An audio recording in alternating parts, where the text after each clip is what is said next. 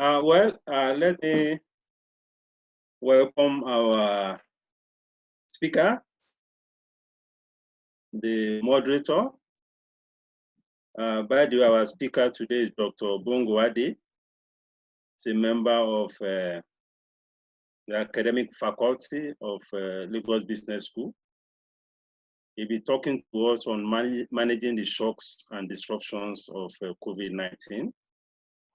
Our moderator is Dr. Attoh, CEO, Economic Associates, a member of Council of the Chamber.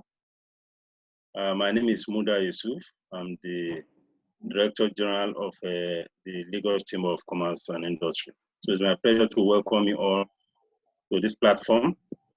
I now invite the moderator, Dr. Attoh, to take over from here. Dr. Attoh. Thank you very much, Dr. Muda Yusuf, DG, Lagos Chamber of Commerce. The President of the Chamber, Mrs. Toki Mabugunje, it's a pleasure to join this platform under your auspices. Ladies and gentlemen, we welcome you all to this conversation on the shocks and disruptions of COVID. How do we manage them, which will be ably led by Dr. Bongo Adi. It's already been introduced by DG. I guess we should just take the plunge, just dive into Dr. Adi's presentation. And after he has stated the issues, we'll then open the conversation up to all of us. So without any further delay, Dr. Bongo, I join the DG in welcoming you. And thank you, sir. I invite you to please make your presentation now. Okay, thank you very much, sir. Thank you, the DG. Thank you, the President of the Chamber. Distinguished ladies and gentlemen, it is my pleasure to be with you this morning. Our able moderator, Dr. Attoh, is my esteemed senior colleague. Actually, I learned a lot from him. So I'm one of his proteges, by the way, at the Lagos Business School. So this morning, or this afternoon, we want to interact on how to best navigate through this August event that visited us. Because this is an unplanned event. Nobody anticipated it. Of course, so many at the beginning of the year or late last year, several economists were giving their forecast for the year. Some people saw that there was that possibility of financial crisis, but given the growth in the United States, their job market, which was at full employment, nobody actually gave weight to the prospects of having an economic crisis in 2020. But unfortunately, suddenly, that is exactly what has befallen the world economy. Now, the strange thing about it is that from my own understanding, history is not a best guide to action at this point in time because there is little that we can get from the data. Now, if it were a natural business cycle event of recession and depression, we could go back to the data and then begin to see, okay, what really happened? But we could see that this is something that is driven by some exogenous factors. Foremost is this unseen but very little coronavirus. So that has changed the world and has exposed also the futility of our existing strategies of operation, not only at the corporate level, but also at the global and national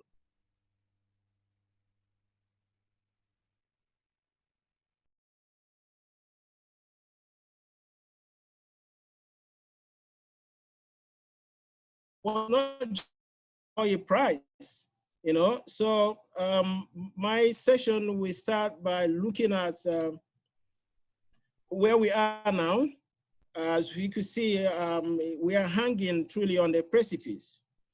I don't want to bore you with the details of the economy, the macroeconomic structure, and all of that.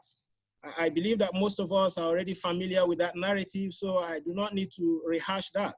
So I just want to, make a summary of that. And then to do that, I borrowed from Dr. Jekuo Zemena, who really wrote something recently.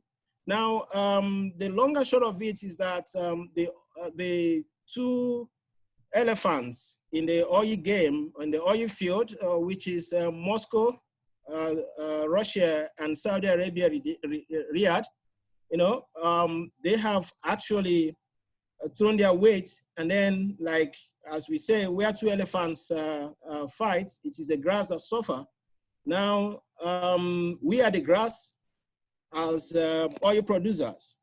Now, the two countries are Moscow, Riyadh, that's Russia and Saudi Arabia. They are well positioned. Each of them has an external reserve of $500 billion as we speak.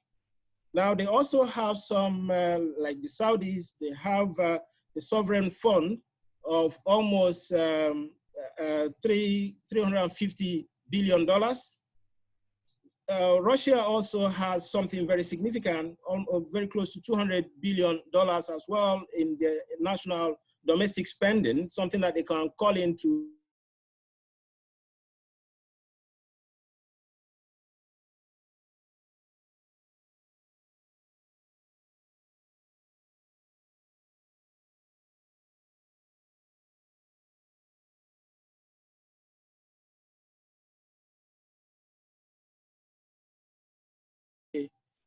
the Cold War, between the USSR, Russia again, and then the United States. Again, that's actually seemed to be playing around because the real issue between, in this oil imbroglio is the Russian oil company that kept selling Venezuelan oil, even when the United States had placed sanctions against that. So Russia wants to get even with the United States. So that's kind of a replay of the Cuban Missile Crisis of 1962.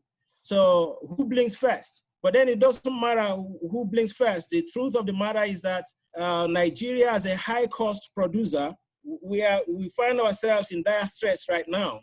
So we do not wait we do not need to wait for the GDP data to know that the combination of the COVID-19 pandemic and the crude oil price wars, seem to have tilted our economy on the verge of recession. And then with the global economy also facing recession, it means that we are headed in the direction of a deep depression. Some people also support this point of view. Now, if oil price continues into the lows of 20s and below, definitely the high cost offshore rigs will be forced to shut in. And if that happens, our production volumes will all but disappear. Now, so you know what implication that has for our economy.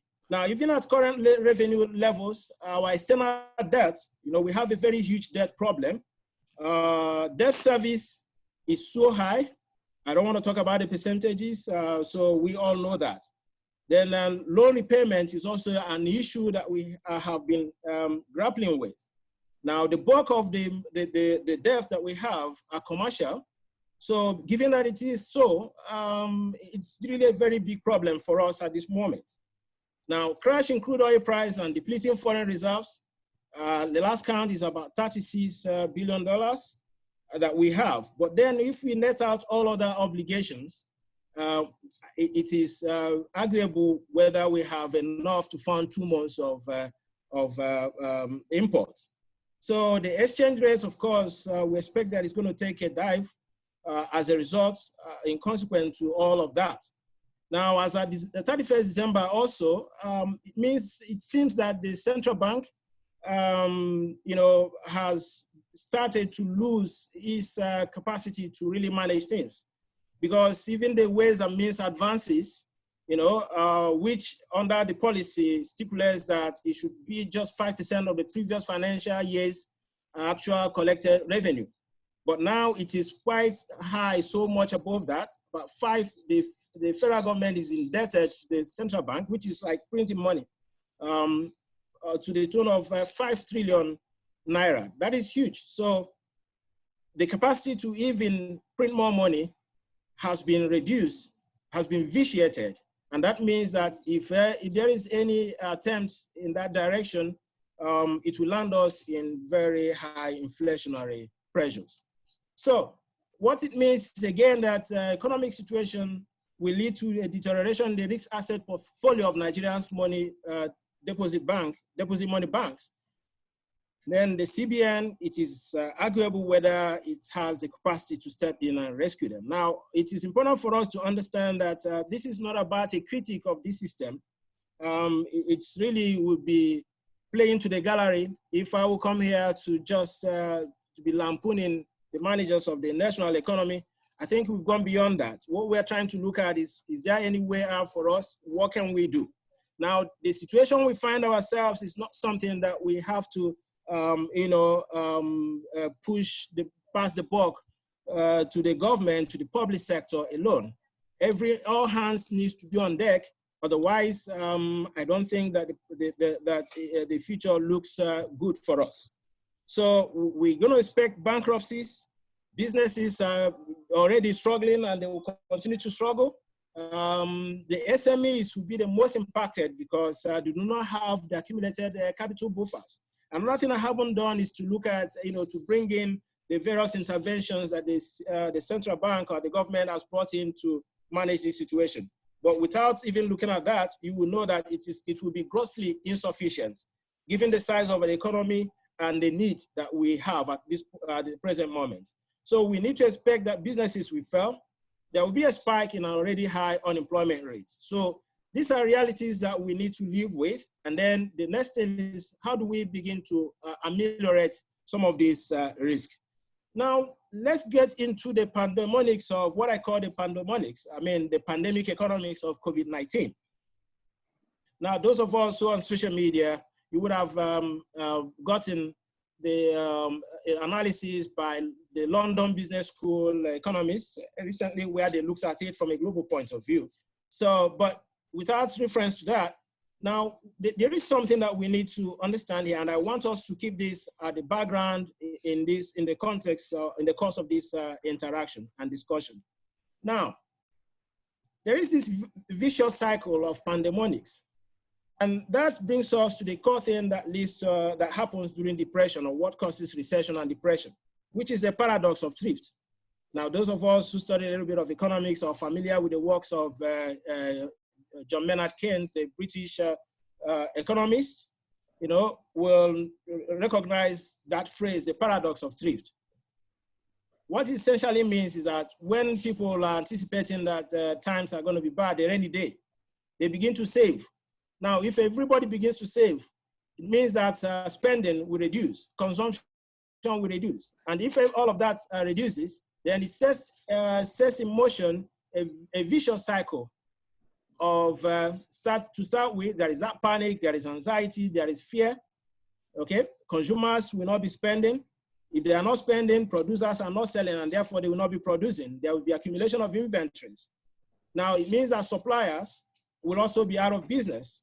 Now, the inbound and outbound logistics will also suffer. So across the production value chain, we will see the disruptions, exactly what we are going through right now. Markets will be relegated because there will not be sales. Now, workers will be out of job. Now, that will continue to reinforce the paradox of thrift. Now, if it were in those days under normal recession or depression, the recommendation is that government should spend its way. So government will now come with anti-cyclical policies of boosting spending, public sector, public spending, so that they could contradict this vicious cycle, with the multiplier effect, the Keynesian multiplier effect, and all of that. So we understand that very well. But the challenge that we have in this situation is that the government is not in a position to save the market.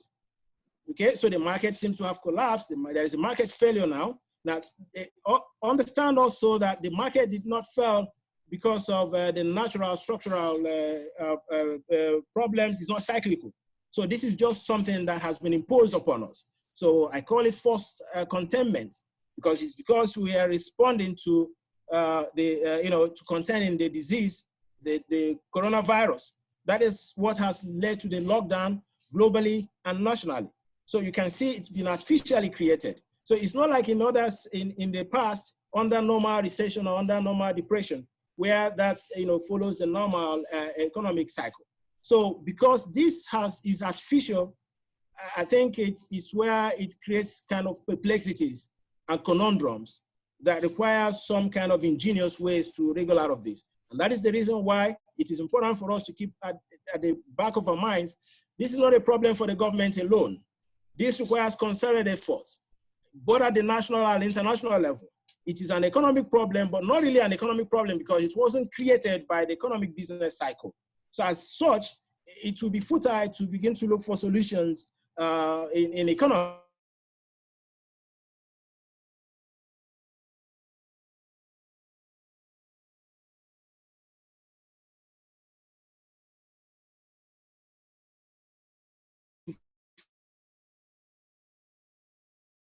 This is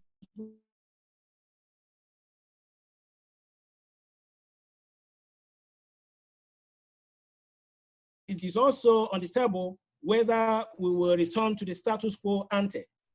Nobody's sure what is going to happen, because even the presentation that I'm making, and that is why some of us are very reluctant to give any sort of sweeping generalizations or final analysis, because the data is still coming up.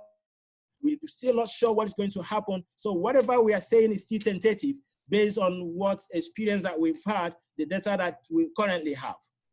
So the truth of the matter, however, is that we started with a health crisis, but then it has thrown us into both a social, economic, and perhaps political crisis as well. So while we're managing the health situation, the social is there challenging us. The economy is there challenging us. And of course, the politics is something also that we need to worry about. Trade will force steeply in every region of the world.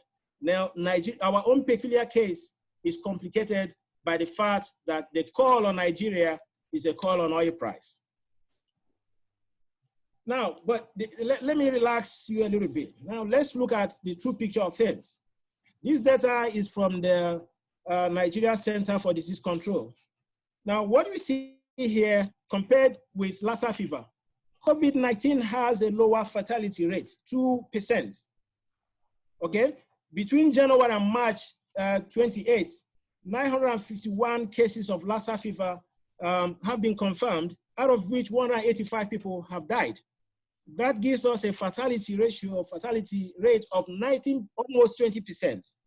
Now, Lassa fever is across 27 states in Nigeria, 127 local government areas.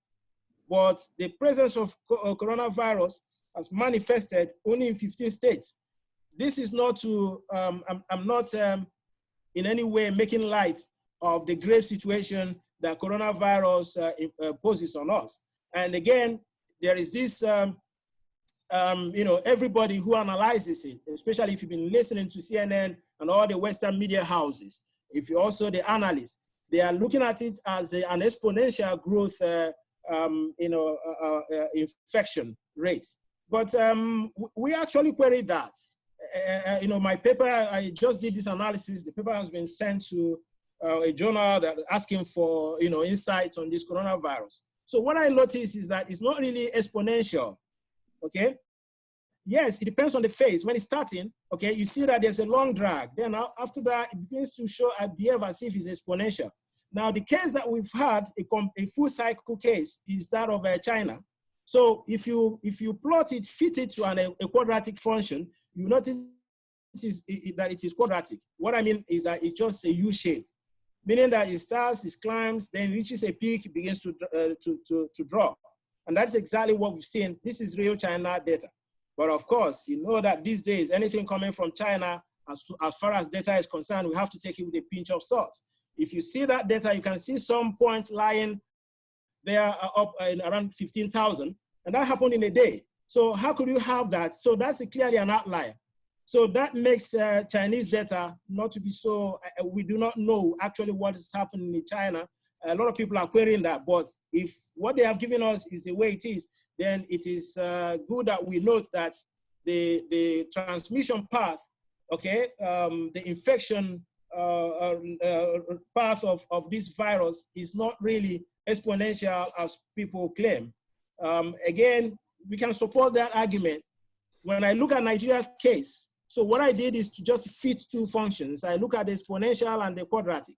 Now the exponential gave me a lower R squared. Now for those of us who are non-economists and non-statisticians, you will not follow, but I hope you do. So what I mean, R squared is goodness of fit. What really fits the data? So 80% of the data was explained by the model if I use exponential. But if I use quadratic, almost the data, 95%, was perfectly explained. So which means it is good to see that it is exponential at the beginning, but then the true path really depicts a quadratic model, not exponential. What is the impact of this? To support that also, epidemiologists will be familiar with the epidemiological curve, which they call the Epi-Curve. It's an inverted U shape. Okay, whenever you have epidemics, it starts with progression, it increases, then it reaches a peak, begins to deaccelerate. So that's exactly what we are seeing. Now, the policy implication of this is that if we begin or continue to look at this coronavirus as following an exponential path, that will lead to a misallocation of resources. Perhaps we pay too much attention to it. Perhaps we lavish so much resources to it. As you could see that, okay, 21 billion naira has been raised within 1 month for coronavirus. But then Lassa fever that is actually getting more, even more.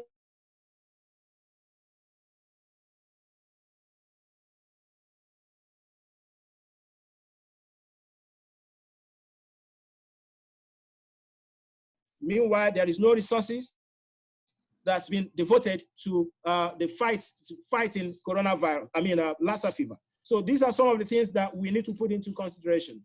I'm not in any way making light or trivializing the threats that is posed by coronavirus, but it is important that we use the right methods so that we do not overestimate, okay, and also that we don't underestimate.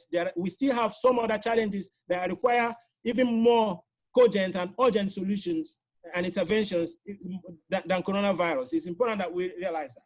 Now, I said in the beginning that history is not a good guide in what we're talking about. History is not a good guide at all. Now, why do I say that?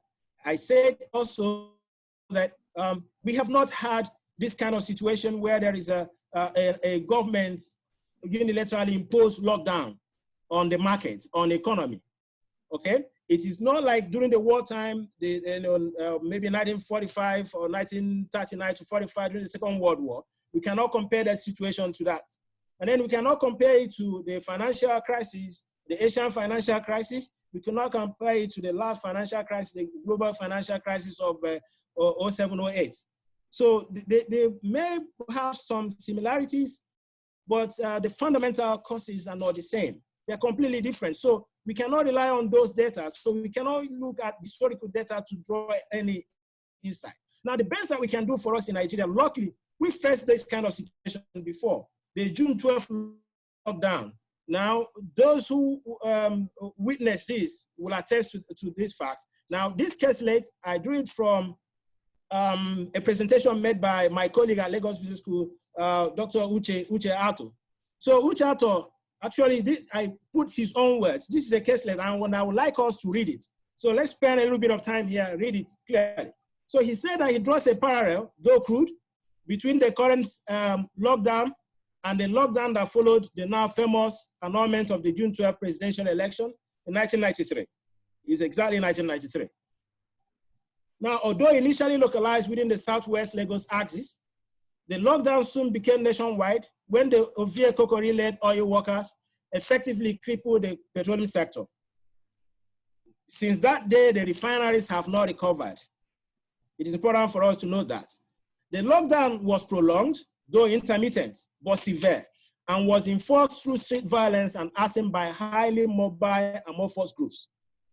Attoh then was a staff of NECA, Then he says he recalls that captains of industries were holding this kind of conversations that we're having now, concerning, for instance, business survival, return to normalcy, the new normal, continuity, etc. After the lockdown, NECA conducted a survey which revealed that about 65% of SMEs did not return to business. I think this is we need to note that. Nearly 40% of the real sector collapsed, including multinational corporations like Tate and Lyle, sugar, Wiggins and Tip, paper, textile and paper and all of that. Some that survived abandoned manufacturing and transformed into scientific offices as marketers only. Pfizer transformed to Niemeth. We all know this. This is the best that we could, the past could give us. Now, apart from product service line, necessity or luxury, one factor that the survey found was decisive in post-lockdown survival was an organization's tactical approach to the lockdown. Incidentally, the success of the tactical approaches was also dependent on whether or not there was already a supportive strategy in place, especially from the HR perspective. Therefore, the lockdown at that time was an opportunity to test the strategy. Now, what this is telling us again is that if we do not have an existing strategy, okay, we cannot begin to firefight. I'm not sure that anything I can give you can help you at this point in time. So it is important that we know the situation that we're in. And then this is a very good, incisive, experience and insight into what we are already seeing. I don't think many countries do not have this experience. So we have this benefit. Okay, so what I want to do in the coming days is to actually expand this case and then, get some more data and find out, put in clear outlines the impact that the lockdown had in businesses so that we can have some informed perspective on what to expect and then how the policy response, the shape of the policy response that we need to advise. Okay, I'm still continuing on that case list. For instance, during the lockdown in question, some organizations changed their supply chain tactics by producing and distributing at night. But even this is not open to us at the moment. This tactical switch was greatly enhanced wherever there was already an existing HR strategy which actively promoted staff accommodation within vicinity and catchment area recruitment. Again, if a firm never had such strategy before now, I don't think it will help. Maybe it can. It's left for us to debate. Whereas Unilever, Nestle, GSK, etc. successfully applied these tactics for about 3 months.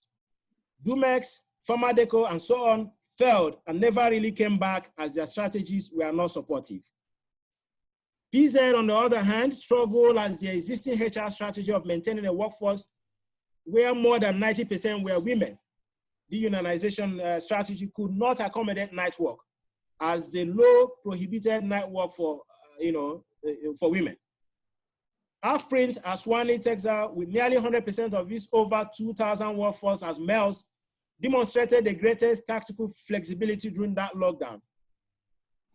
Then from his own perspective, he said he finally remembered the Rekit MD telling NECA Council how the lockdown affected him as none of his domestic staff could reach his Ikoyi Christian apartment, whereas his mobile loyal neighbor had full compliments.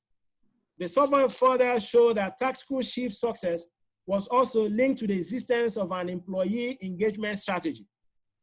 The SMEs were mostly affected by this factor.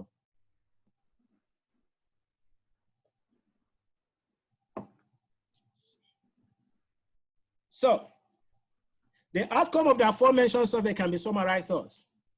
The time to prepare for war is during periods of relative peace. When a war has broken out and casualties are piling up, organizations must face and fight the war first. Thereafter, they may continue their preparations for the next war or wars. However, the ability to win the raging war of the moment depends essentially on our existing strategy before the war. So if you have strategy, if you do have some strategy, that could support, some of these, changes that the case has brought up, then well and good. But if you don't, perhaps there is room for some experimentation. But don't forget that this is not actually the time to experiment. But there is something else I want us to draw from this, which is these caselets, what triggered the June 12th, we all know. So it wasn't that we were not in an economic situation such as we have today. And we are not challenged health-wise. Okay, there wasn't that much of an economic problem. There was a social and political problem. But now we are encumbered by both the social, the economic, the political, and the health conundrum. So that's what makes this situation very different from the context that we've narrated. But in terms of lockdown and what to expect in a lockdown, I think this is a very good insight. Now, what are the corporate impacts that we could see right now? Now, let's look at Nigeria's economy. As you could see, look at the global conditions, they affect us. There is lockdown everywhere in the world. That has impacted trade, capital flows. The policies around the world are changing. Diaspora transfers, because people are now trying to save themselves first. So it means that we are kind of at the verge of caving in. So you can begin to dissect it across activities or calls or financial market or economic and social development. You will see the manifestation of what is going on in the rest of the world with this on our economy. So if you look at the circular flow of the income in Nigeria, so again, drawing from that, the rest of the world, we have to look at the factor payments, payment for exports or payment for imports. So you see where there is international demand shock, of course. So that, of course, has transmitted down the chain. Businesses, slowdowns, and bankruptcies, we cannot avoid that in any way. Then international supply chain, there is shock there. Domestic supply chain, there is shock. In the common parlance of these days, supply chain disruptions. So it affects the businesses. Now, government, of course, has been challenged. Taxes will disappear. Government capacity also to buy has been weakened. Not only has it been weakened, but in our own context as well, we have some underlying problems that sort of worsen our situation. Now, for firms as well, there's going to be postponed investments. Then there's going to be reduced hours for workers, layoffs. So wages and salaries will disappear, and they are fast disappearing. Now, we do not know how this lockdown will last, because it will depend on how successful we are with managing the spread of the virus. If we are lucky and then it's over, like the president said, in the next 1 week, then that well and good. Then we'll begin to pick our bones. But if we are unlucky, I'm not sure that many firms will continue to pay salary as we approach the month of May. So again, we're going to have financial distress at the household level. Savings will disappear. And then we do not even want to begin to talk about the financial sector, because they have their own underlying issues. Non-performing loans, loans to the power sector, loans to the oil companies that are still there. So let's just keep that out of the equation for now, but we know that the bulk of the problem is also there. So this gives us the constellation of the shocks that we can begin to see in the system. Now, which firms, which sectors are affected? Now we can see the potential losers: tourism, leisure, gone, aviation, automotives, construction and real estate, manufacturing, financial services, education. Well, yes, but then that depends on the ability of the schools, especially, to migrate to the online system. Oil and gas actually should be a lot in the red, but let's keep it there. Agriculture, potential winners: e-commerce, ICT, personal and healthcare, food processing and retail, medical supply and services. Okay, so that is what we can see, and then we see that play out here. So it's not left for us to draw all the necessary implications from this. Now, yeah, I saw this on Bloomberg, and it aroused my curiosity, because you could see that from all indications, it appears that Africa, except South Africa, is not, all of Africa does not feature in the global value chain or the global supply chain. So you can see how we are completely blacked out. So that is share of all imports of intermediate products coming from China. Because we are not producing and we are not exporting any manufactured thing to any other country. So we are not importing intermediate products. So you can see that that means that, okay, it's both, this is actually a source of advantage, if you ask me. Why? It means that we can somehow find a way to navigate ourselves out of this crisis without unnecessarily being affected by what happens in the rest of the world. But again, given that our exchange rates, our revenue and all of that, government revenue, is determined by what happens outside, then that is where the problem is. But supposing that we had taken leverage of the central bank policy, of backward integration and all of that, the policies that incentivize that, perhaps we will not be so badly challenged by this situation. Okay, so what should be the corporate response? I said that the futility of seeking unilateral economic and financial escape, we need to acknowledge that. It's futile to seek a unilateral. For instance, this is Lagos Chamber of Commerce and Industry. So this presentation is not just to find ways that members can continue to build their businesses and continue business as usual. If I say that, then it means that I have not understood the enormity of the problem, which is global. Now, the nature of the risk, as all of us agree, is that it is covariant. It's not idiosyncratic. It's not specific. This is an environmental risk. It's global in its manifestation, in all ramifications. So if it is that way, now again, when I say global, universal, it's not just that it involves every country, but even if local, it means what affects one company affects the other. So there is no what affects one sector affects the other sectors. So it's actually futile to begin to seek for solutions for one sector without the others. Any person who proposes that companies begin to lay off workers, perhaps is not thinking into the future. Because if workers are laid off, what happens to disposable income? If disposable income disappears, what happens to aggregate demand? If aggregate demand goes down,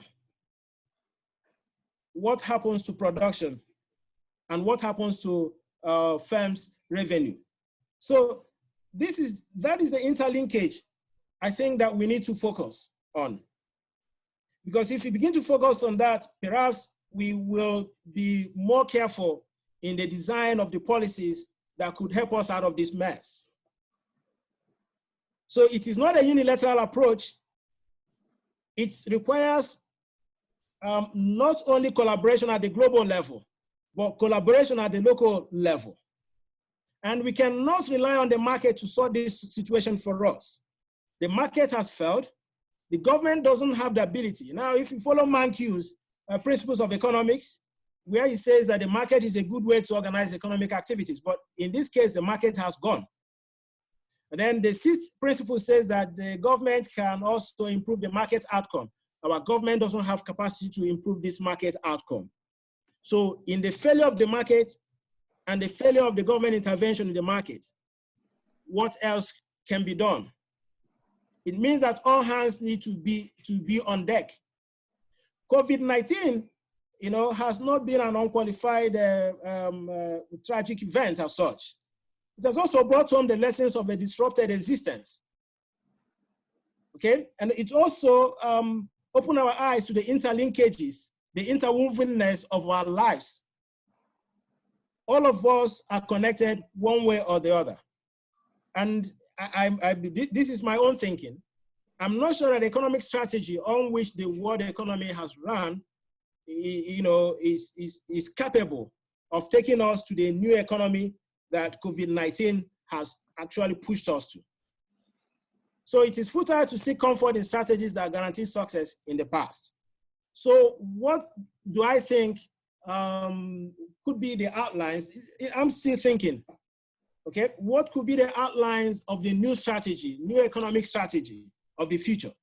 Now, that brought me back to this book by Paul Krugman. Krugman wrote this book in before the, before the first Asian financial crisis. He wrote it in 1999, after that financial crisis, the return of depression economics. Of course, he updated it in 2008.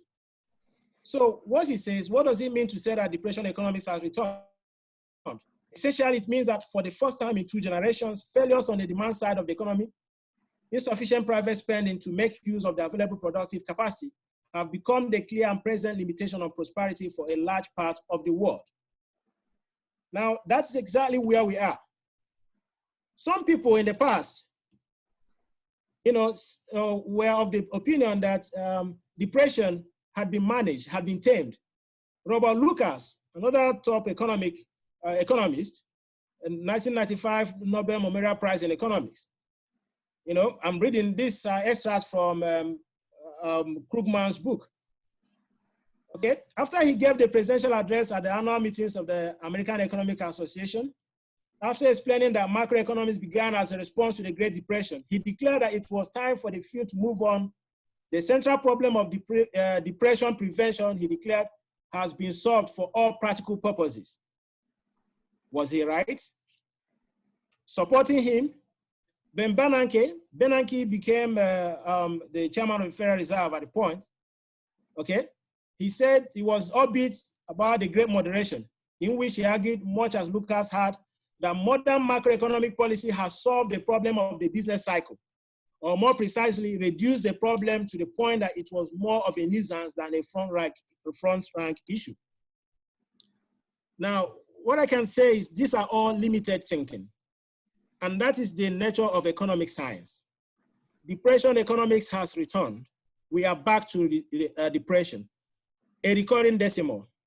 Even when you think that you have conquered it, even when you think that you have all it takes to withstand, the vagaries of economic situation, then coronavirus emerges from nowhere.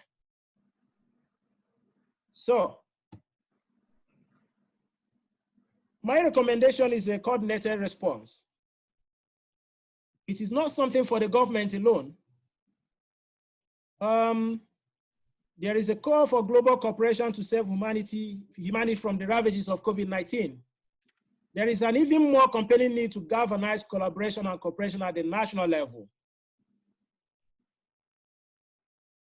Given the intertwined economy and supply chains, if each sector or group goes it alone in disregard of others, the crisis can only be deepened and the prospect of resurgence dimmed. Now, my proposal is for a national plan of action, coordinated collaboratively between the public and private sector. And I think this is critical and it is urgent. What can we do? What is the way out? I think first and foremostly, there is need for a negotiated solution. Workers, employees do not have to be laid off. Loans will have to be restructured. Bongo, can you please put us on the same page? Put us on the page that you are. Oh, okay. Yeah, so now I'm not speaking. Okay. I'm done. So this is the last page that I have. All right, all right. What I'm saying is that the situation we are in, the calls for more of collaboration and negotiation and restructuring. Restructuring of debt. Workers should not be laid off, but there should be some mutual understanding. If we go it by way of cutting down jobs and cutting down production and all of that, we will actually quicken the doomsday. The only way out, because I talked about the paradox of thrift. Now, when we're facing recession, government intervenes. Now that the government cannot intervene, so how do we get ourselves out of this imbroglio? My thinking is that the way out is we need to come to the negotiation table. It is not for the government alone, and I think private sector has more role to play in this situation than even the public sector, because their competence and capacity to handle this sort of situation, again, is under question. Even in the best of countries, we are seeing what is going on. If we do not have the philanthropic gestures coming from people, I doubt if we can respond to the crisis the way we have done. So rather than less, I think more of the philanthropic overtures we need to be coordinated in the coming days, but for policy design and to protect jobs and protect incomes. I think that is a job that is left for all of us. It is not a unilateral solution. It cannot solve the problem that we find ourselves right now. I do not know if I've done justice to this. Like I said, this is a thinking that's still evolving. I keep working on this, just like other colleagues. We keep looking at the strategies. What are the scenarios for the future? So as we keep thinking, as our ideas, fecundate, we will continue to also, publish it. Thank you very much. Thank you very much, Dr. Bongo. It's been 45 minutes, of a very, very detailed and comprehensive statement of the issues. I will quickly dimension the certain aspects of what you put on the table before opening these up to the 106 participants that are currently online. A question was asked by one of the participants about whether the copies of this presentation will be distributed after this conversation. The DG might wish to respond to that when he gets a chance, to speak to us. Now, please, Dr. Adi, if you can go to your title page, the cover page, the front page of your presentation, just so that all of us, focus our mind. This is not on why we are here, why we are having this conversation. Managing the shocks and disruptions of COVID-19. I'll say that much of Dr. Adi's presentation dwells very, very heavily on the now, on the situation. It started with where we are, and much of the analysis provided still dwells on consequences of the lockdown. Now, the conversation I would like us to have should be organized as follows. Prior to the lockdown, we had a pre-lockdown state of things, state of play. So how much has the lockdown changed?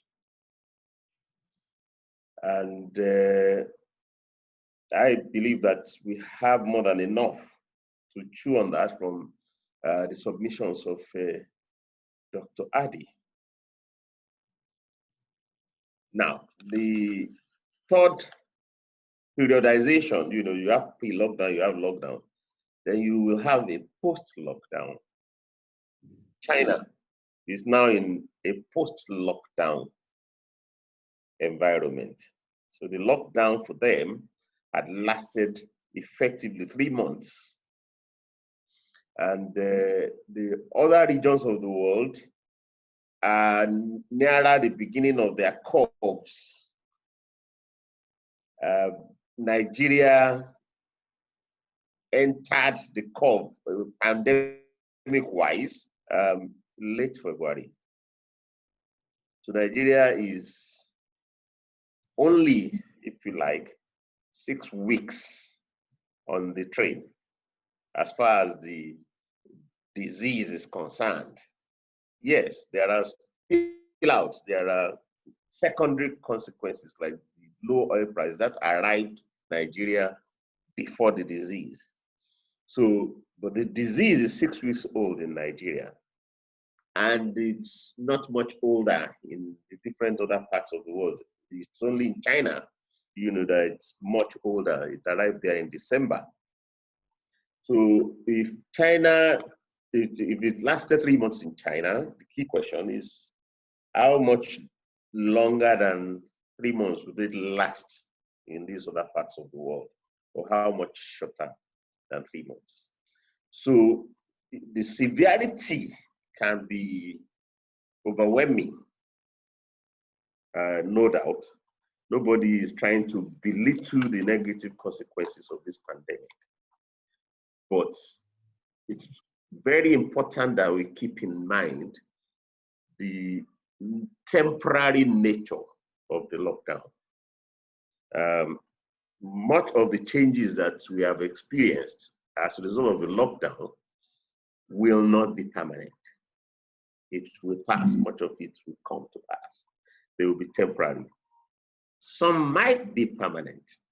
If a business fails, it's permanent. If someone dies, that's permanent. So the cases of bankruptcies, and the world is tracking the fatality rate, of the outbreak. They are doing it more for humans than for businesses, for example. It remains to be seen. So what the permanent business consequences will be, or the permanent economic consequences will be. But the point is, as we engage in this conversation, we should, also reserve space in our mind for when the storm is over. So as we try to manage the disruptions, how much of the measures that we want to bring on board should be deemed as temporary responses to a temporary problem, and how much of the responses that we are trying to bring on board can be considered permanent changes. For example, we're having this conversation now on video conference because of the pandemic. At other times, we would have gathered physically, but now social distancing compels us to do this electronically. And there is a boom, if you like, in the use of video conferencing. That's not likely to go away after the lockdown. I mean, it has suddenly, in the lockdown, has suddenly made us, to push the frontier of what we considered, possible, or what we considered ideal. So this will like, so there are some of the changes that we may not go back in full or as quickly to how we used to do things in the past. But in the rest of the cases, we will go back to how we used to do things in the past. We should also remind ourselves that this is not the first time that the world is on a lockdown of this nature. We learned that the time was a century ago, in which schools, churches, and the rest of it. The speed of transmission at the time, however, had been slower, than now, because then international travel was by sea. Now it's by air. So I thought to bear mind for that, so then as we just keep the periodization in mind, we are in a lockdown, but we will not be in a lockdown forever. So our responses has to speak to what do we do during the lockdown, what we do post-lockdown. The other part is we should be clear about what we are saying that the country should do, as opposed to what we are saying that companies should do, as opposed to what we are saying that individuals should do. With these few remarks, I would want to open up the conversation to all of us. We can either use the Q&A button. I see that the Q&A has increased from 3 to 8 since Dr. Bungo finished his presentation. But you can also chat, as we do this. Then the value chain, Nigeria's presence in the international value chain. I would say that you can divide, you can talk about raw materials, trade in raw materials, trade in intermediate goods, and trade in finished goods. Nigeria, like other African countries, are present heavily in trading raw materials. They export raw materials, and then they import finished goods. So they may be missing. It's not a surprise that they could be missing in the intermediate space, as the information shown to us by Dr. Adi has shown. Please, let's see what the questions are.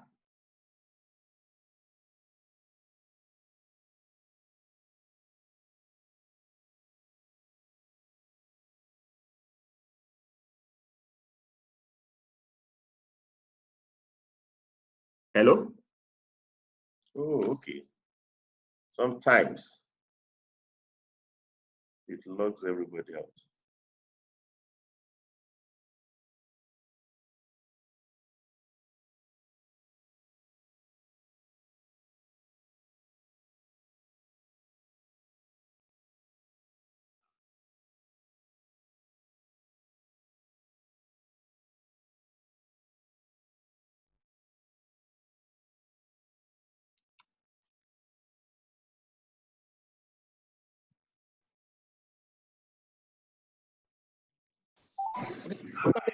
So maybe. Hello? Hello?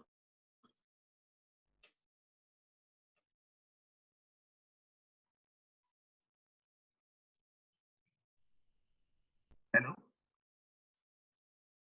Digi? I don't think I'm online anymore. I can't see.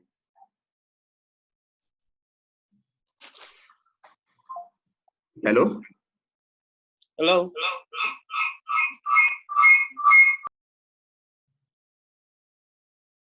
Oh, moderator, you're online. Okay, I can see it again. Thank you. Sorry about that. I thought that we had the technical issue. Okay, please, let's see the Q&A and begin to take them. Dr. Adi, is the Q&A, can you see the Q&A? Yes, I can see the Q&A. So, okay,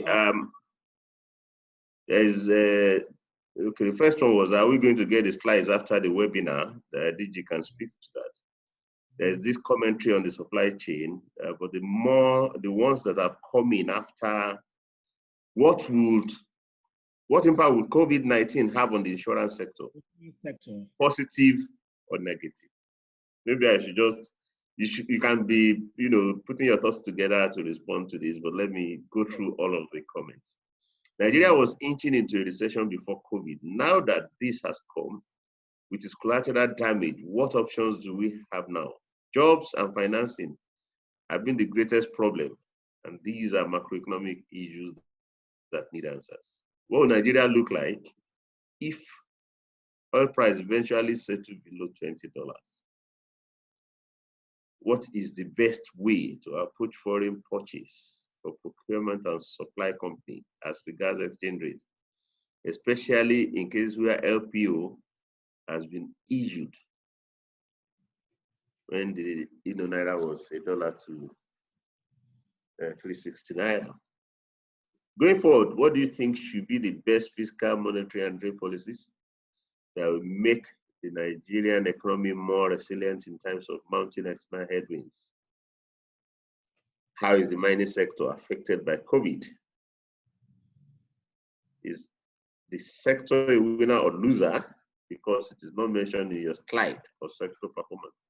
Post-lockdown, finance in mining is locked down. In Nigeria, is non-existent. Prices of gold, tin, silver has not changed significantly. Any permanent consequences for mining? Considering that Nigeria is already running a budget deficit, and we see an increase in government spending, a reduction in revenue, the fiscal policies may be hard to explore. What other options do you think governments can explore to keep the economy so we won't go into recession? What would you say that collaboration, partnerships, joint ventures may be the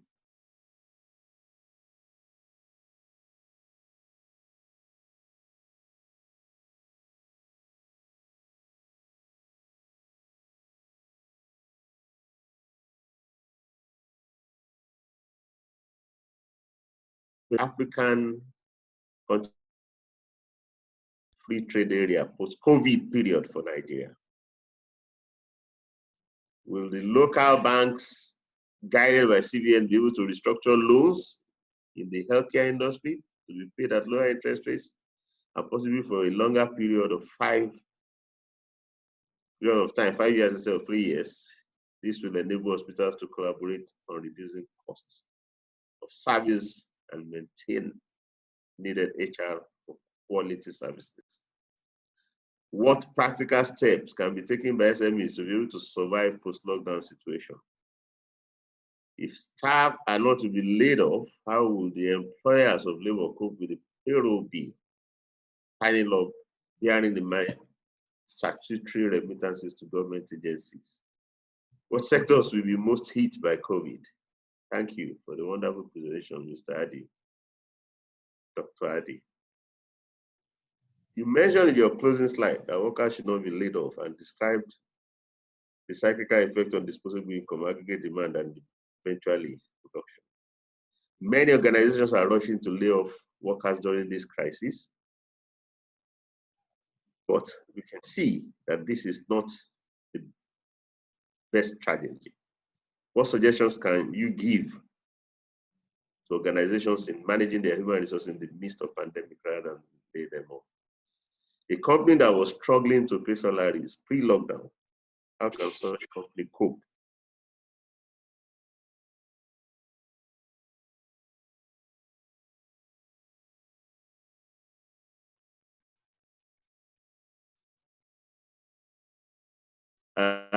Dr. Adi, more questions will come.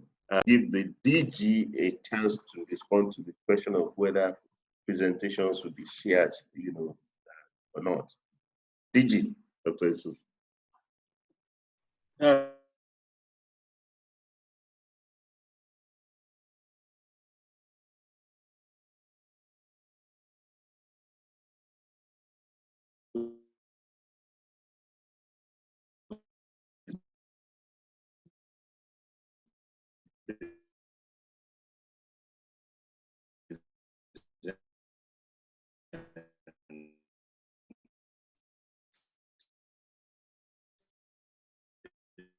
outlook for the country.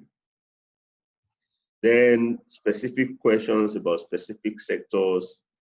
Are there sectors that will be, well, you can pose the question for insurance, you know, whether the insurance will benefit positively or negatively, because the insurance sector is supposed to be counter-cyclical in nature.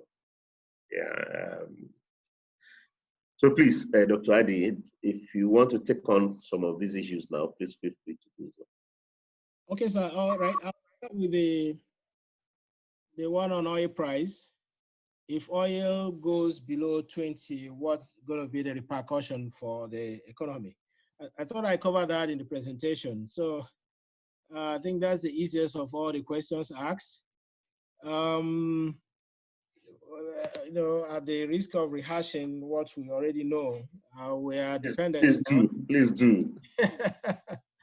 We are overly dependent on oil price. So the bulk of our revenue comes from, it's just oil proceeds. But that's not the problem. The problem again is that right now, a lot of the oil, the greater part of the volume that we export come from high cost offshore rigs. So from the last I checked, the cost of production is about $31. So what it means is even now, as oil goes below, the price goes below $30, it's not economical to continue producing from those rigs. And that's a very big problem for us. Okay, so, and then compared to other countries like Saudi Arabia, that's below $3, and Russia, that is below $8. So you could see that we're a very high cost producer. So if oil goes below 20, we'll be in trouble. Let me put it that way. Now, supposing that there is shutdowns. Now, I understand that there are some, you know, independent gas producers. But if we factor in the fact that the bulk of our gas is associated with oil production, so once oil production goes, there goes gas. So that will affect utilities, affect manufacturing, and I mean, it will be very hard hit. That is the truth of the matter. Now, this is unlike in the past, where a lot of the oil that we produce came from low-cost areas. Now it is offshore, you know, those rigs are very expensive to operate. So that's where our problem lies. So if oil goes down below that $20, the consequences will quite be too dire for us. Okay, well, I don't know if I've maybe when you finish with this point, I mean, like, yes, I'm done with oil and Nigeria. Yes, the oil and Nigeria. So yes, maybe when we get my slide, you will see, you know, some other, maybe before, yes, the slide will be shared, but I would like to beef it up again with some other information to answer to some of the questions that you have put together before it can be shared, so that in case we are not able to take your question here or give you a good answer, you can always find it from the slide. So I'll do that. Right.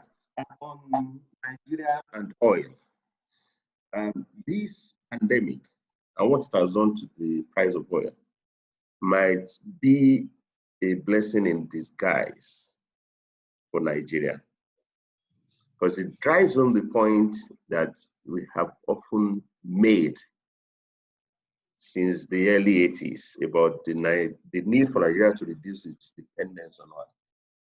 And here you have major oil producers saying that their economy can withstand 6 years to 10 years of $20 oil price.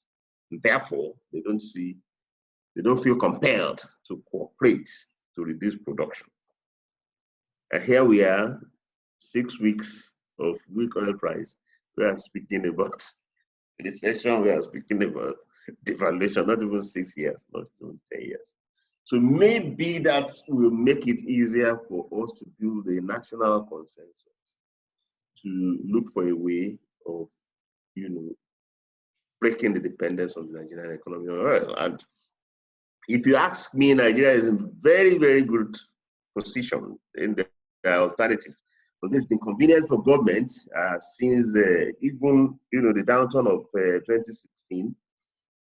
In the last 5 years, the main sources of monies actually spent by government, if I rank them, the first one is borrowing, and the second one is oil revenue, and the third one will now be non-oil revenue.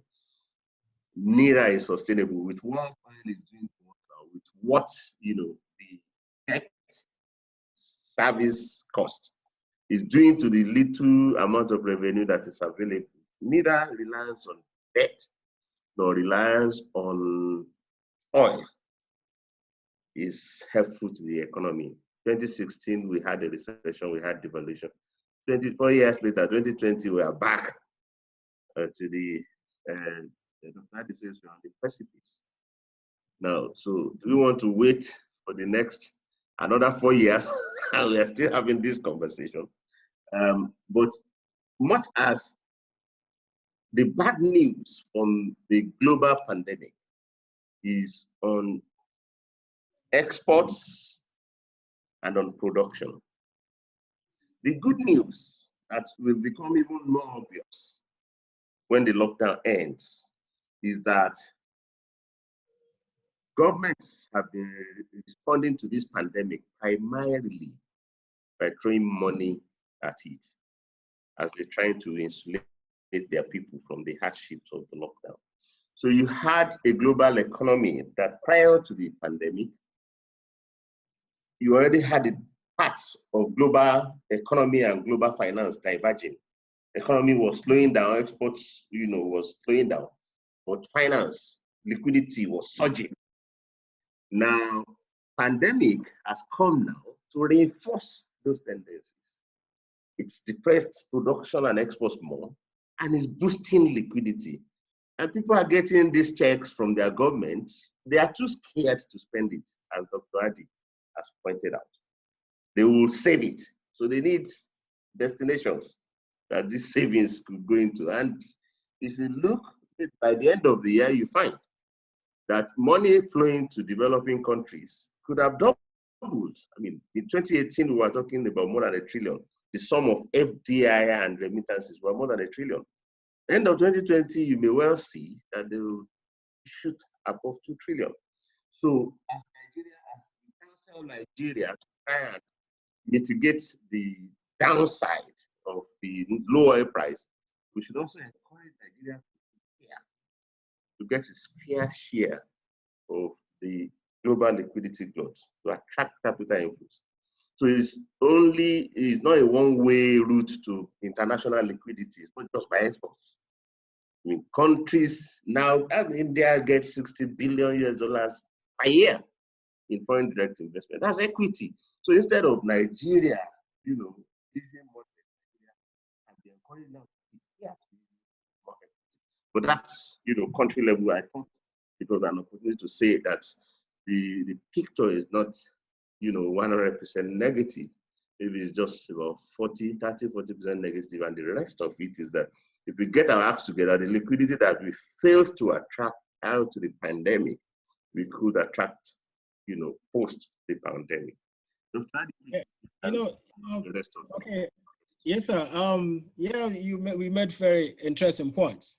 But the thing is that if we're not able to attract those liquidity pre-pandemic, so what are the guarantees that we'll be able to attract the liquidity post-pandemic? That's we didn't attempt to attract liquidity pre-pandemic.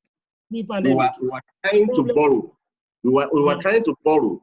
We have assets that you can if you want to continue to own 100%, you don't have to own all your pipelines 100%. You don't have to, and there are a lot of idle assets sitting all over the place.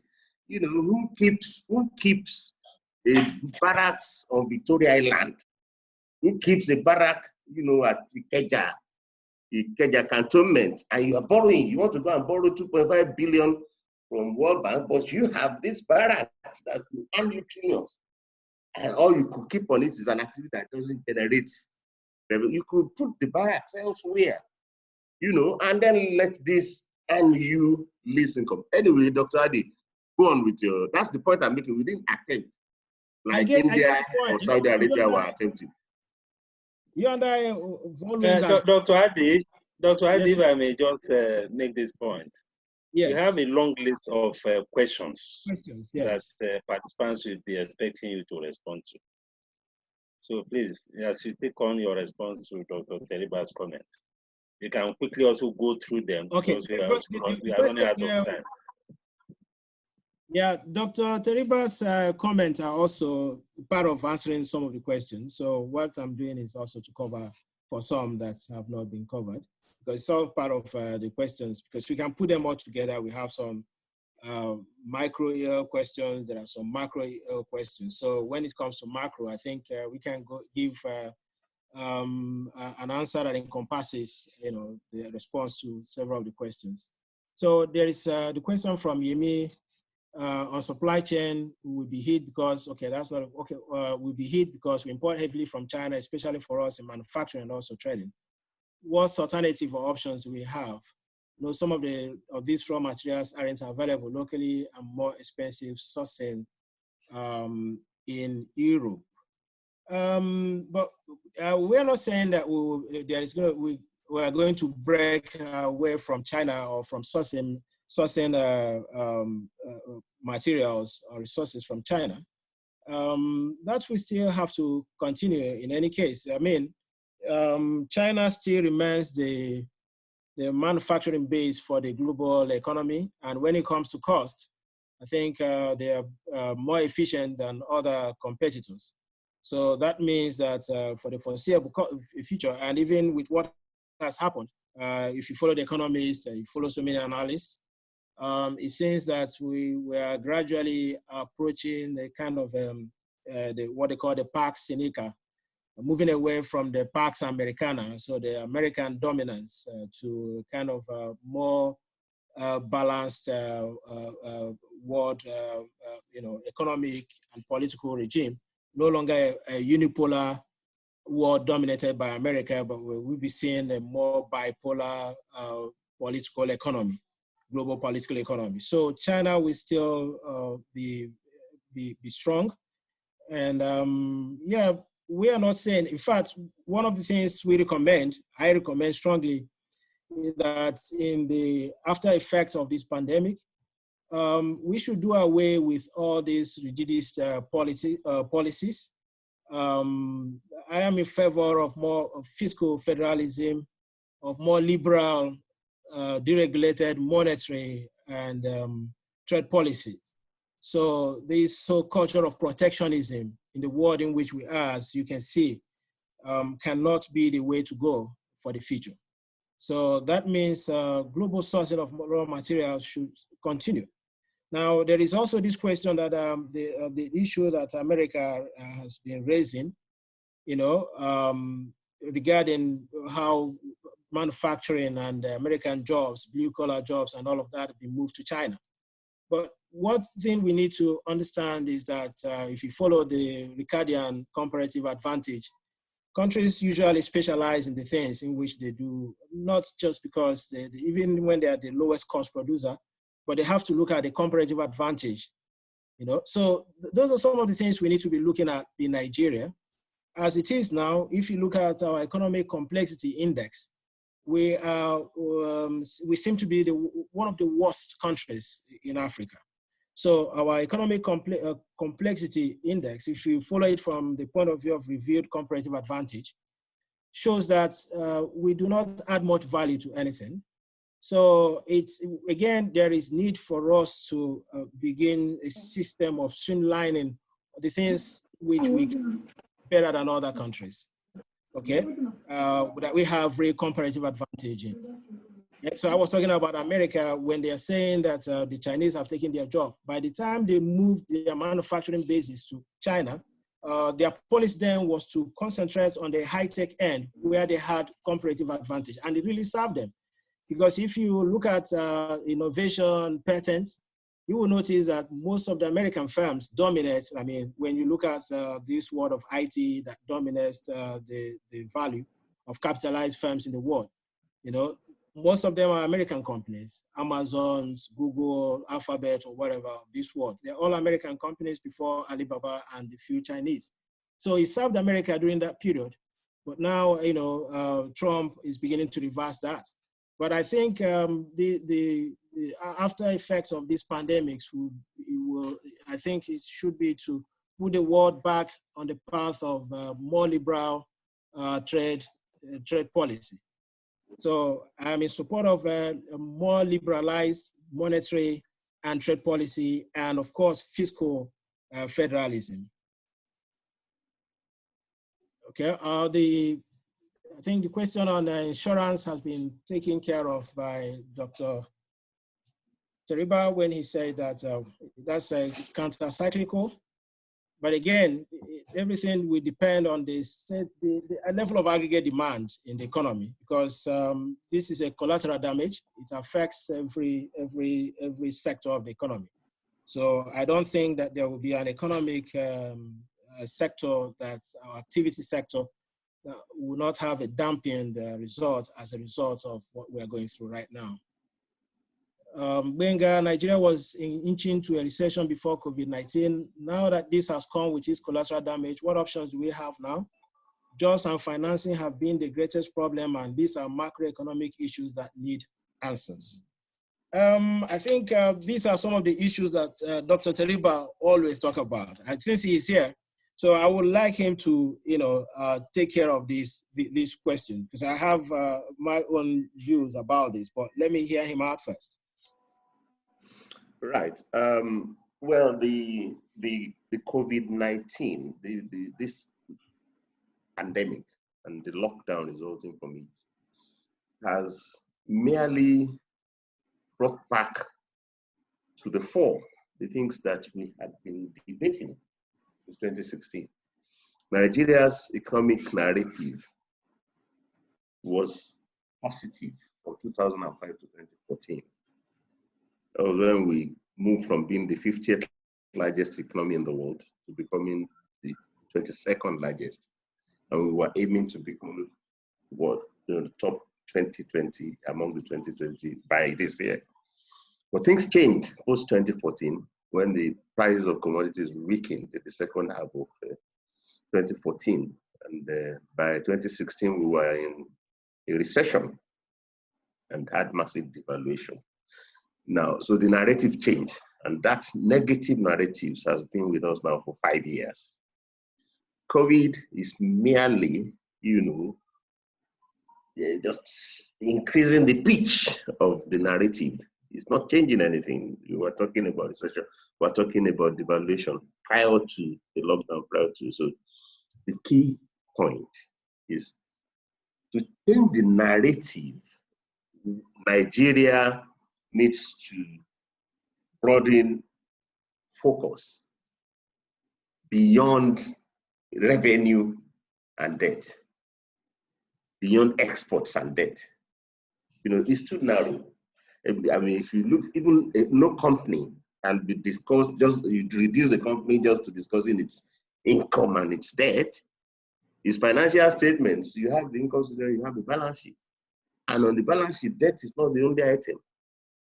So why Nigeria's narrative sounds bad, that we just single out revenue as falling, and then we say we're borrowing, and the borrowing cost is choking us. Now, do we not have any assets?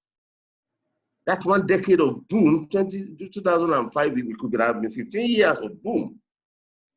Didn't we build up assets during the boom? This is a post-boom environment. Let us 5 years out of the boom, what assets do we have? So if you bring the country's assets into the conversation, the narrative changes. Because it's a question of net worth. You can't be discussing the country's debt without discussing the country's assets. What are the assets? What do we own? We own companies. Some of them denominated in dollars. Government owning 100%. And the same government is saying, I want to borrow 3 billion, I want to borrow 2 billion. It's not saying anything about the assets that it owns and the equity it can unlock with the assets. So I think this is COVID is bringing us to that situation where we need to address it. That's what's making India rich. India boasts to be the most open country in the world to FDI. They were not 30 years ago. So they bring their assets into play in time of crisis and attract equity into the assets. So basically, that's what I would say. That's just the long and the short of it. So you must talk about assets. You must talk about our headroom for issuing equity as a country, which is huge. I don't know any other country in Africa that is as asset rich as we are. In terms of valuable land that we put to uses that earn nothing. So it's time that Nigeria, we list those assets, we value them, and any land that you have been using for an activity that is less than its market value, move the activity and list it for revenue to the government. India gets 10% of the annual budget now from land lease.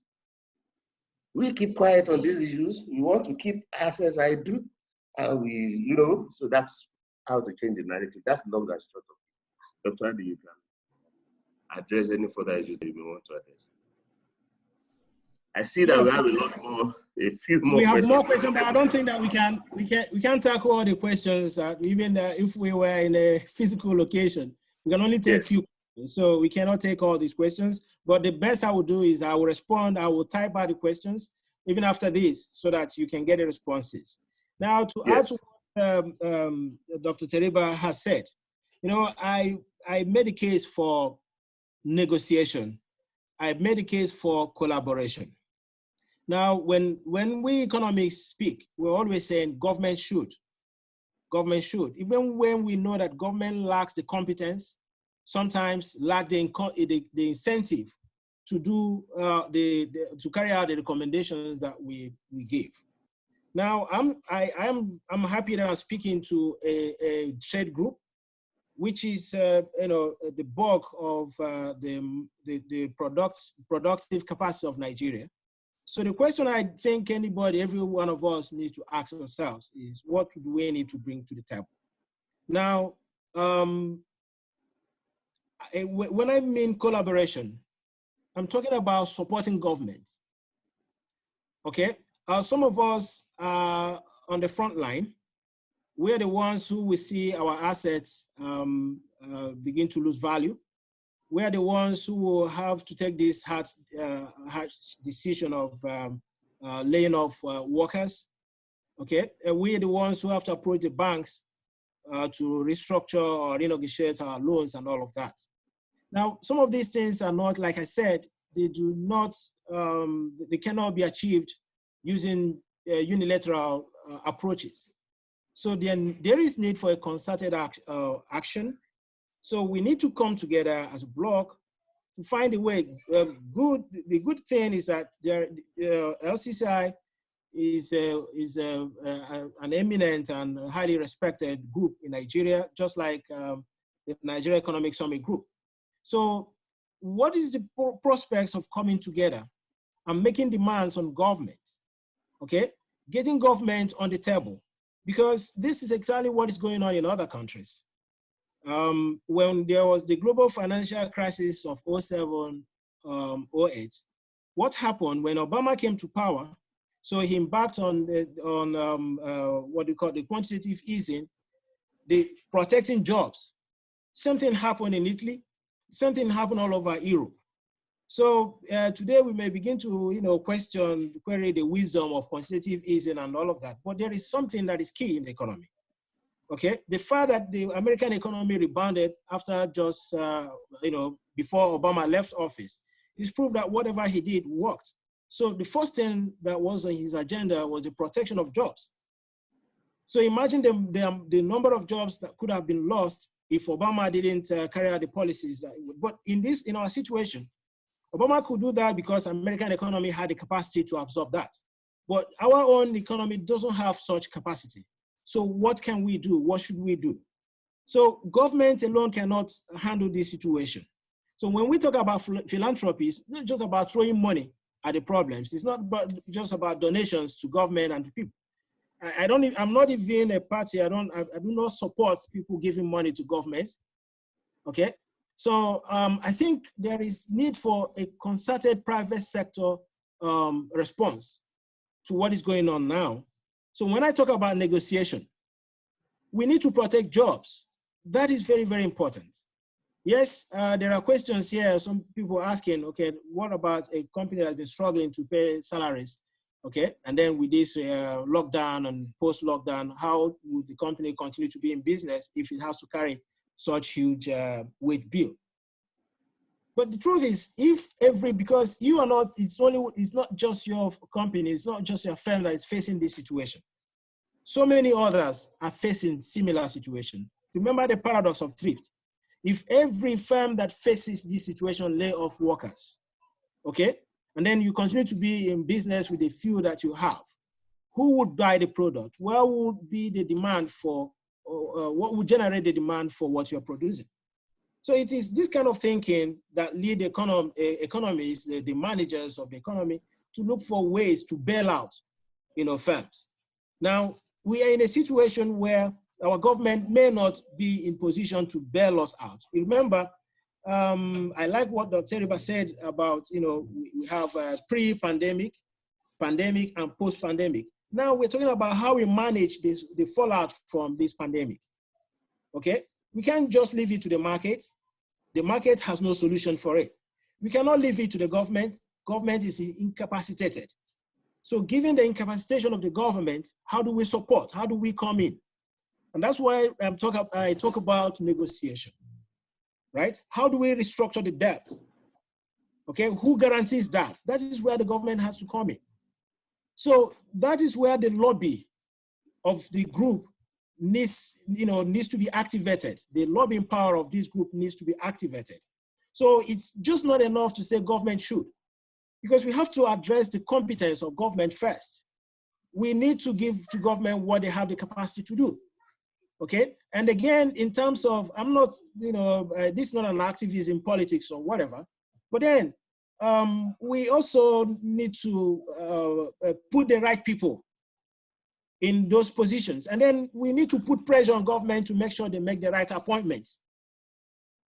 So these are some of the areas I think we need to intervene directly. You just don't have to sit and say government, government, government. Government has no capacity to carry out these things. All right. So if having lived in Nigeria, having been in Nigeria for all these years, especially since 2014 or 2015, we can see that a lot of things have not gone the way we ordinarily expect them. So put all these things together, then there is a challenge for us as a private sector to begin to articulate policies for government and put pressure to ensure that the right things are done. That is the only way we can protect our businesses, because protecting jobs means also protecting our businesses. So if we take a unilateral view to this as our business aside the workers, then that is not sustainable. So that's my own thinking. Now, like I said, how do we start?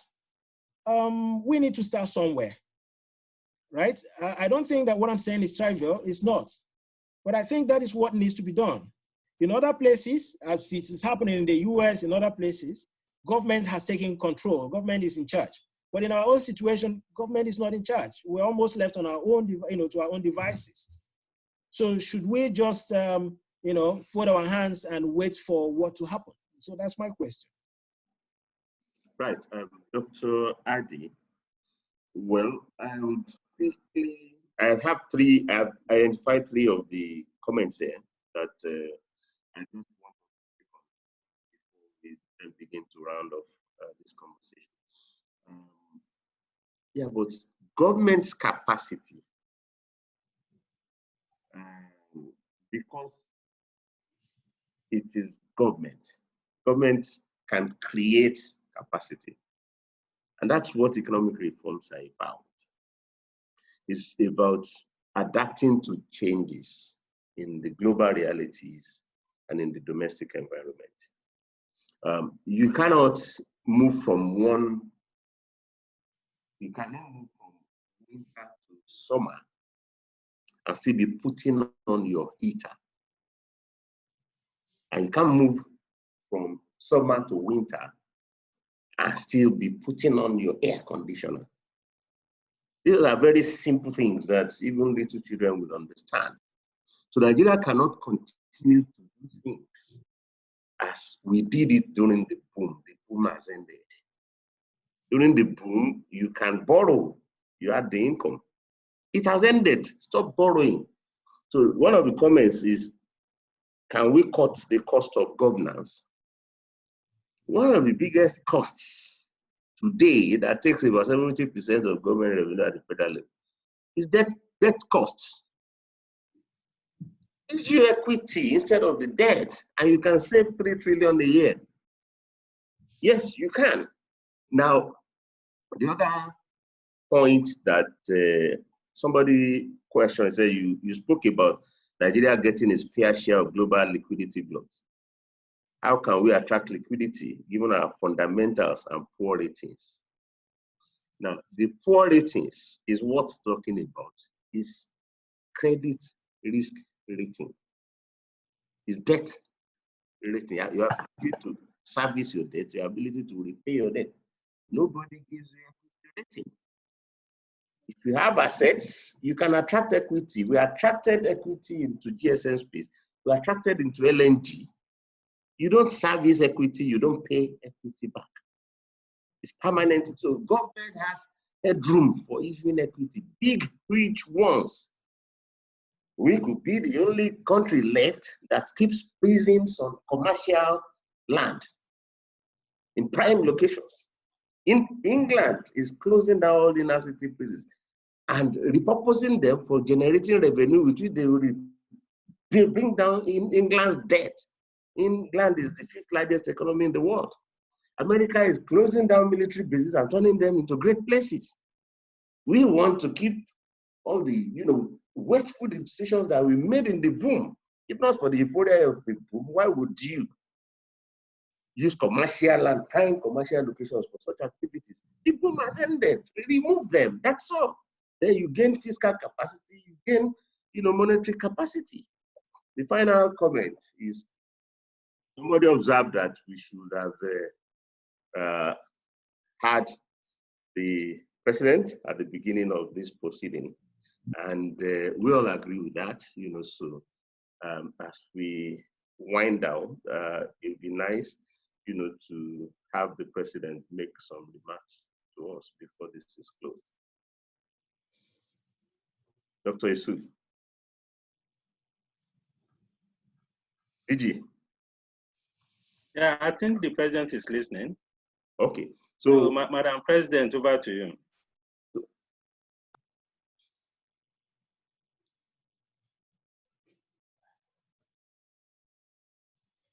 The president, man.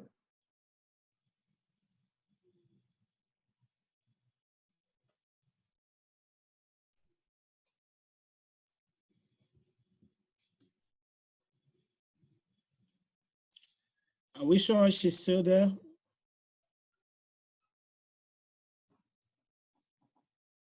Well, I mean, we could well say, unless Dr. Adi has some final thoughts to share, or the DG has some thoughts to offer us, I could well on this note thank all participants for our patience. We were 106 when we started. We are still 105. Okay, it's just dropped to 104. We thank you very much for your patience. We thank you for your comments, And yeah, I'm just reading a comment from the president saying that the host should unmute her. So let me get the host to unmute her. Yeah. Okay.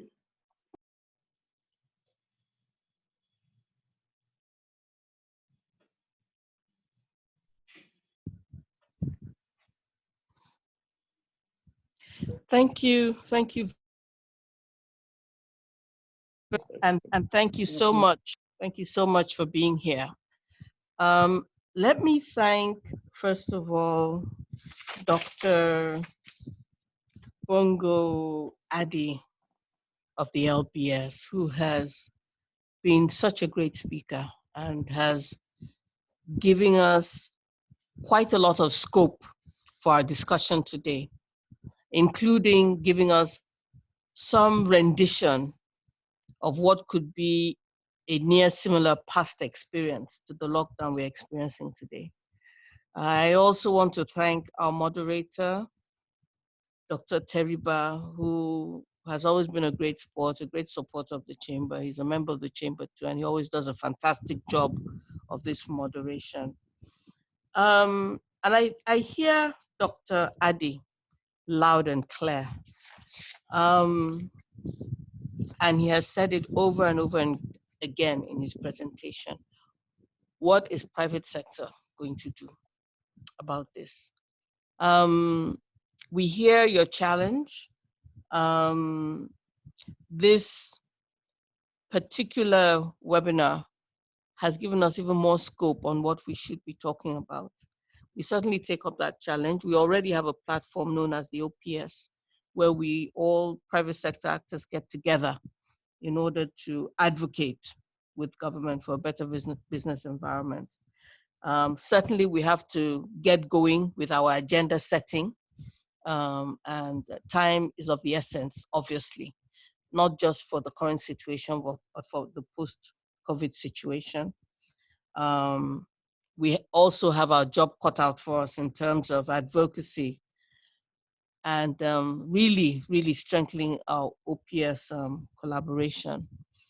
I want to say to those of us listening who are actually members of the Lagos Chamber of Commerce and Industry that a lot of work is ongoing, unseen because it's all virtual, on how much more we can support all of you in the challenges you're facing today. And please note that the Secretariat is open for business. You have our emails, you have your trade groups. Please escalate situations to us as soon as they happen so that we can help to ameliorate them. For all those who are guests of this seminar, I see this opportunity to ask you to join the chamber. You know, the more we are, the louder our voice and the greater the impact we have on government policy and measures that they take that affect our daily lives and our businesses. So, Dr. Teriba, President. I think on that note, I'm not here to give a lecture. I will say thank you very much. And I say thank you to the Secretariat, Dr. Muda Yusuf, our unseen technical hands, Timmy. Thank you very much. Thank you, everybody. Thank you very much. Thank you very much. Thank you very much, Madam President. Dr. Bongo, I don't know how soon you will get the presentation to us so that we can give our words to participants on this platform on how soon this presentation will be available. Dr. Adi, why don't you just share? Dr. Adi, consider sharing it as is instead of. I've shared it already. I sent you a copy. I sent to the DJ a copy as well to my email. So we can share that. Yes. DG. Okay. We should share as is. Yeah. Okay. All right. Thank you. So, Mr. Moderator, you can bring the discussion to a close at this point. Thank you very much. That note, we once again thank all of us for making this happen. Dr. Adi, thank you very much for thank you, sir. a very stimulating presentation and responses to our comments and questions. And to everyone, thank you all very much for your patience and for the rich thoughts that you brought to bear on, on the conversation. The DG and the rest of the Secretariat and the Chamber, at large the President and all the members of the Chamber, we thank you very much for offering the platform. Until we see again, goodbye for now. Thank you.